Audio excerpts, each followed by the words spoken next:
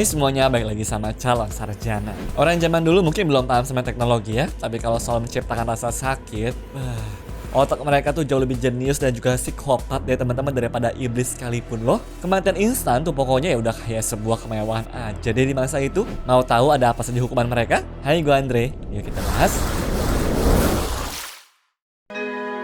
Nomor 10. Pernikahan batu.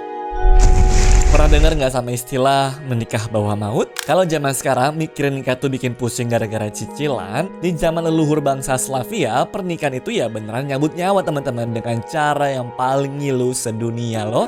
Jadi begini, bangsa nomaden kuno bernama Siktian itu ninggalin banyak warisan teman-teman, di mana salah satunya adalah patung-patung batu raksasa di padang rumput ya. Nah, sama bangsa Slavia, patung ini tuh malah dialihfungsikan menjadi alat eksekusi mati super brutal yang disebutnya sebagai the marriage alias pernikahan. Prosesnya juga gila banget teman-teman. Para tahanan bakal diikat kedua kakinya tuh di antara dua kuda, terus kudanya ini nih dipacu lari coba secara kencang sampai 40 hingga 50 km per jam. Lalu targetnya gimana?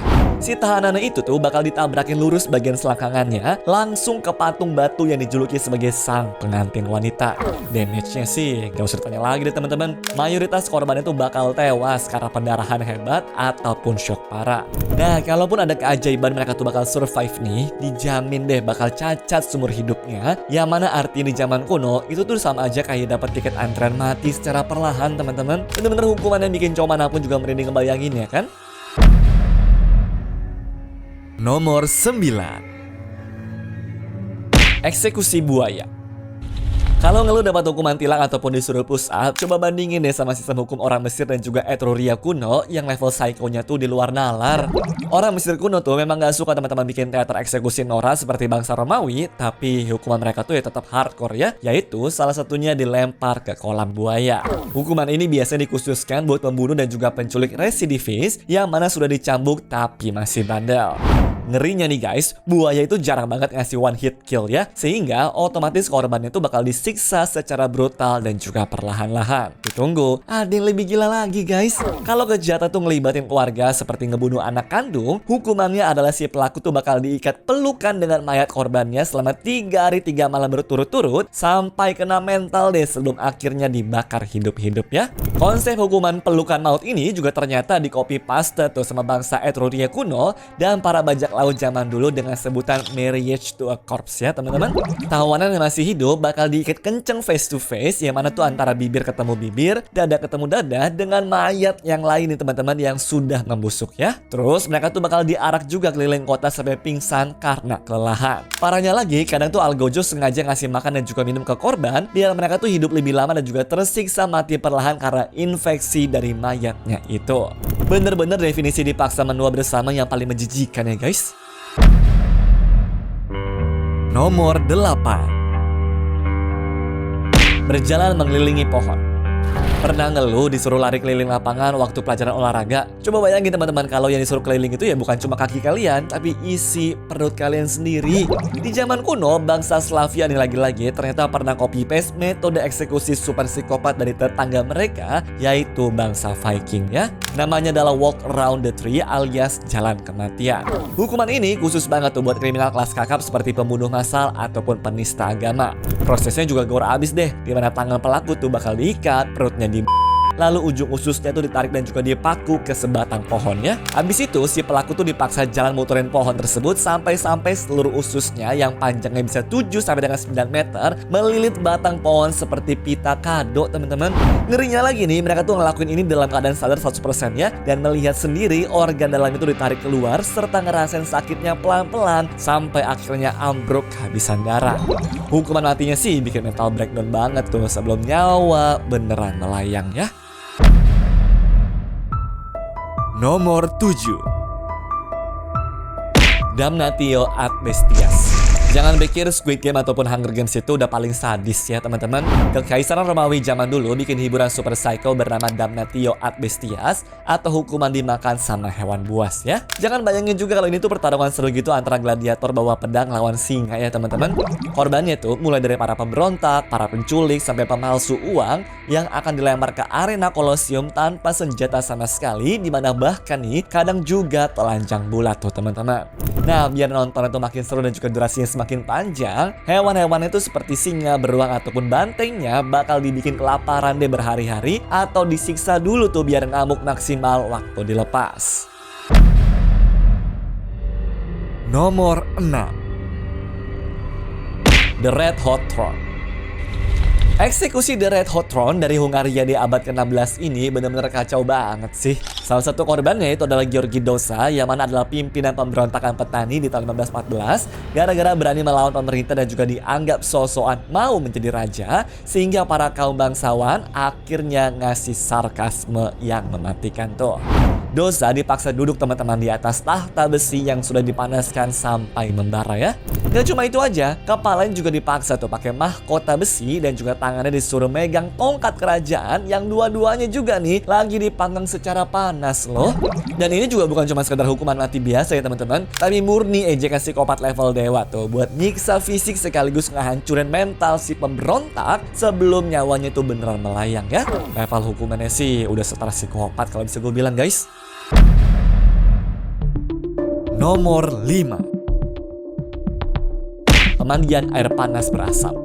Tahu dong sama pemandian air panas onsen di Jepang kan? Gimana jadi teman-teman kalau air di tempat itu malah dipakainya buat nyabut nyawa coba? Selamat datang nih guys ke Unzen Jikoku alias neraka Unzen dari abad ke-17 ya. Saat itu Keishogunan Jepang tuh lagi keras-kerasnya melarang agama Kristen. Buat penganutnya yang kekeh nggak mau murtad ataupun ganti agama, mereka tuh bakal dikirim ke Gunung Unzen, di mana di sana tuh ada sumber mata air panas vulkanik nih yang tingkat keasamannya tuh ekstrim banget ya pokoknya, dan mirip seperti asam lambung ya. Parahnya lagi, Algojo zaman itu juga psikopat banget. Korbannya jadi bakal diikat, lalu pelan-pelan disiram dan juga ataupun dicelupin nih ke dalam kolam belerang yang mendidih seperti ini teman-teman. Nah, karena saking panas dan juga asamnya, kulit mereka tuh bakal langsung melepuh parah.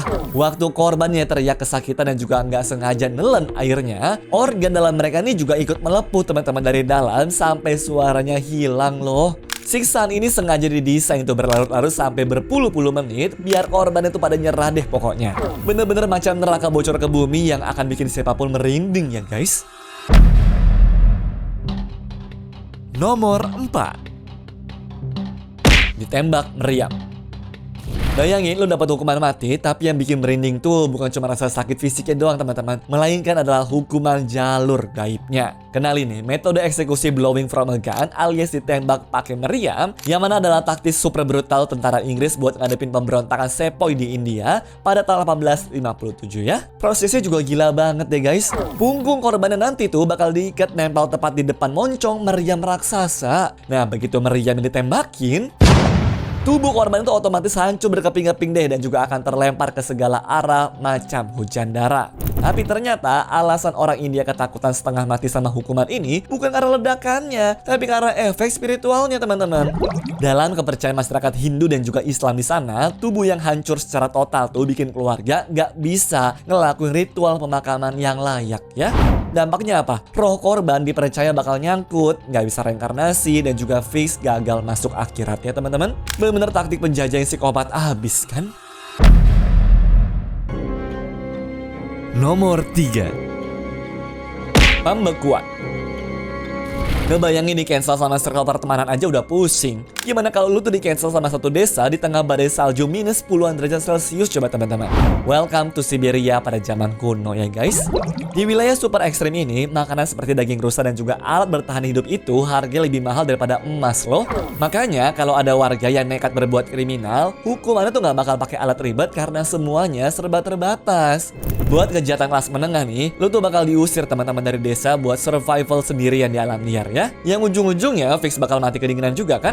Tapi kalau kejahatan itu berat banget seperti pembunuhan, hukumannya tuh asli psycho banget deh. Pelakunya tuh bakal dibawa ke tengah anta beranta, lalu ditelanjangin bulat-bulat, kemudian disiram sama air dingin dan juga ditinggal kabur teman-teman.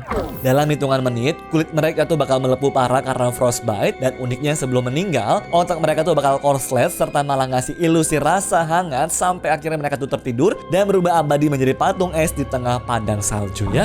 Dengarnya aja brutal banget kan guys? Ngeri. Nomor 2. Pernikahan Republik. Pernah denger nggak sama istilah kawin paksa yang berujung toksik? Gimana kalau kawin paksanya tuh beneran dibikin sampai maut memisahkan di dasar sungai itu teman-teman? Di masa revolusi Prancis pada tahun 1793, ada sebuah hukuman mati berkedok dark jokes parah nih, yang disebutnya sebagai pernikahan republik ya. Ini bukan acara nikahan estetik teman-teman, melainkan adalah metode eksekusi super sadis buat musuh-musuh pemerintah radikal pada saat itu. Korbannya yang mayoritas itu adalah pendeta Katolik dan juga biarawati bakal ditelanjangin bulat-bulat, lalu diikat berduaan dalam posisi saling berhadapan yang mirip seperti orang pelukan gitulah intinya. Nah setelah itu mereka tuh langsung dilempar hidup-hidup ke sungai Lor sampai tenggelam ya. Dan hukuman ini sengaja banget didesain tuh bukan cuma buat ngebunuh, tapi untuk menghina serta mempermalukan pemuka agama secara ekstrim sebelum nyawa mereka tuh beneran melayang. Nomor 1. Siksaan abu. Pernah keselak debu waktu lagi bersih-bersih rumah sampai batuk-batuk parah nggak? Nah, bayangin teman-teman, rasa seseknya itu tuh dikali sejuta ya. Kenalin nih guys sama eksekusi menghirup abu dari zaman Persia kuno yang konsepnya tuh mirip seperti jebakan psikopat di film Saw deh. Korbannya nanti tuh bakal dilempar dari atas ke dalam sebuah menara ataupun ruangan tinggi yang sudah diisi penuh dengan abu. Terus algojonya tuh bakal muterin roda mekanis raksasa yang bikin abu di dalam sana tuh berterbangan teman-teman menjadi badai debu yang super pekat ya. Nah, setiap kali korban itu mencoba menarik nafas, mereka malah nyedot tumpukan abu tuh masuk ke paru-paru. Pelan tapi pasti deh guys, saluran pernafasan mereka tuh mampet total dan mereka tuh bakal mati lemas karena asfiksia atau kekurangan oksigen ya. Kebayangin aja udah bikin sesak nafas ya teman-teman, apalagi ngejalaninnya ya. Anyways, cukup sampai di sini ya guys video hari ini. Sampai jumpa di video selanjutnya. Dah.